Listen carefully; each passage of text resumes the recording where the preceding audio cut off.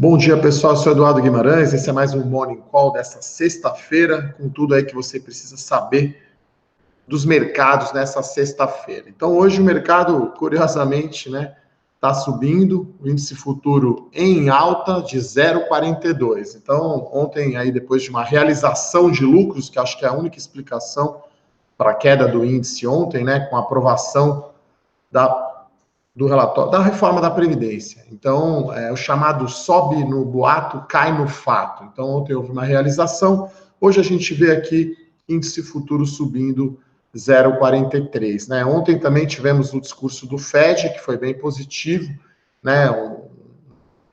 uma posição mais flexível, vamos chamar assim, com a taxa de juros, o termo dovish, ou seja, pode permitir aí um pouco mais de inflação e deve ter queda de taxa de juros, que é música para ouvidos para os mercados emergentes, Então, hoje vai ser o que era para ter sido ontem, Então, dia positivo aí para o mercado, mas a gente acha que é levemente positivo. Por quê? Ainda faltam destaques, a serem votados lá na Câmara dos Deputados em relação à reforma, e o Rodrigo Maia antes esperava que até sábado, passasse aí a votação do segundo turno. A gente acredita agora que vai ficar após recesso parlamentar. Acho que se fizer direitinho ali a votação dos destaques, essa votação expressiva, que foi no primeiro turno, a quantidade de votos muito superior ao mínimo necessário, de 308 votos, então acreditamos que vai ficar após recesso. Então, acho que no cenário local, esses são os principais destaques. No cenário corporativo, eu vou destacar aqui as ofertas de ações, Saiu a oferta da Light, então foi definido o preço em R$ 18,75, é uma oferta de quase 1,9 bilhão de reais, o chamado follow-on. No caso aqui, a CEMIG, a estatal, reduziu a participação na Light de 49% para 22%, então é mais uma oferta aí, o volume já está aí superior a 30 bilhões de reais aí nesse começo de ano, nesse metade do ano, vamos chamar assim. E acho que as empresas estão cada vez mais se voltando para aumentar a liquidez. Então, a Magazine Luiza anunciou aí um desdobramento de 8 para 1, Então, o que significa isso? Você vai receber, se você tem 100 ações, você vai passar a ter 800 ações e o preço será desdobrado, O preço hoje é alto da Magazine Luiza, por volta aí de 220 reais, mais ou menos. Então, o lote padrão é de 22 mil reais, então ele é muito alto. Então, será dividido por 8, vai ficar aí por volta aí de 2 mil, 3 mil reais. Então, isso é positivo para a liquidez dos papéis. O Banco Inter também fez recentemente um desdobramento, até eu recebi muitas dúvidas aqui dos nossos leitores na Levante, Então, o que acontece quando desdobra, que foi o caso do Banco Inter? A ação era de R$ 64,50 o preço, como dividiu por 6, você tinha 100 ações, você passou a ter 600, o preço também foi dividido por 6. Então, naquele dia, o preço do Banco Inter passou a ser R$ 10,75. Então, não quer dizer que ficou barato, que você vai ganhar muito dinheiro. Na prática, o valor de mercado do banco não se altera e a sua posição também não, Se você tinha R$ 6.500, 100 ações do Banco Inter, você vai ter o mesmo valor financeiro, você tem só mais ações e o lote padrão fica menor, o que é melhor para o investidor pessoa física, pessoal? Vou falar aqui sobre a fusão Marfrig e BRF, que não, as empresas anunciaram que não vai mais acontecer, como diria um amigo meu,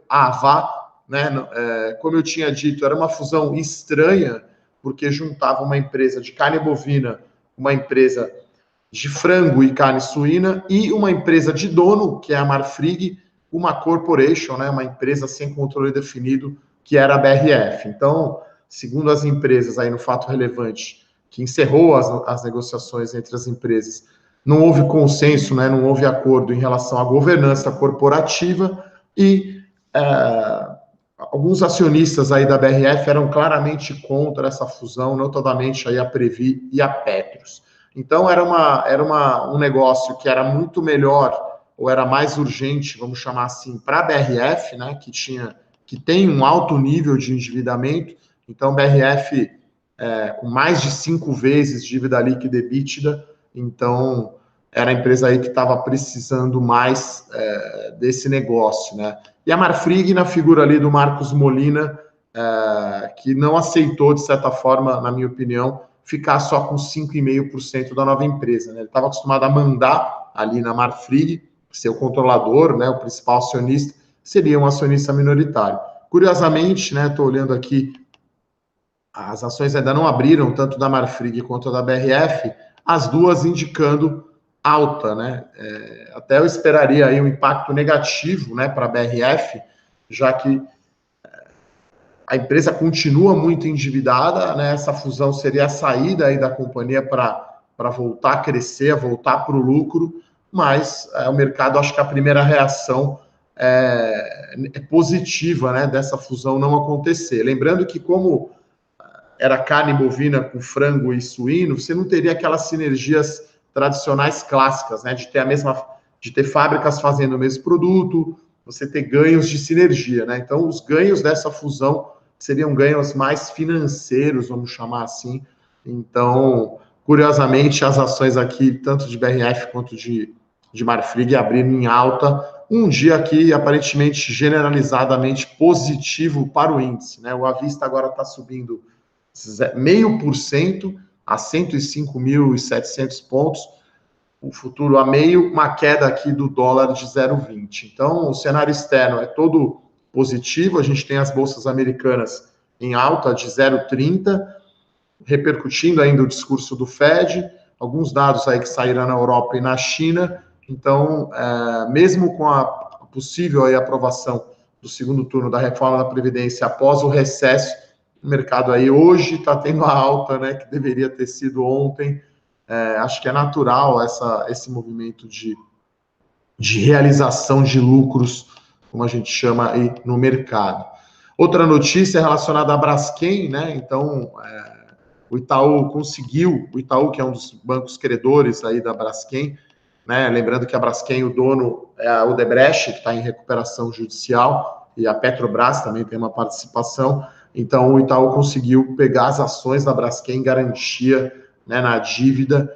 Então, para você aí, acionista de Braskem, pode ser uma boa notícia, né? Entre aspas, se livrar aí da Odebrecht, né? Então, talvez no processo ali de recuperação judicial, no processo até da negociação das dívidas com os bancos, pode-se agilizar o processo da venda, né, das ações da Braskem.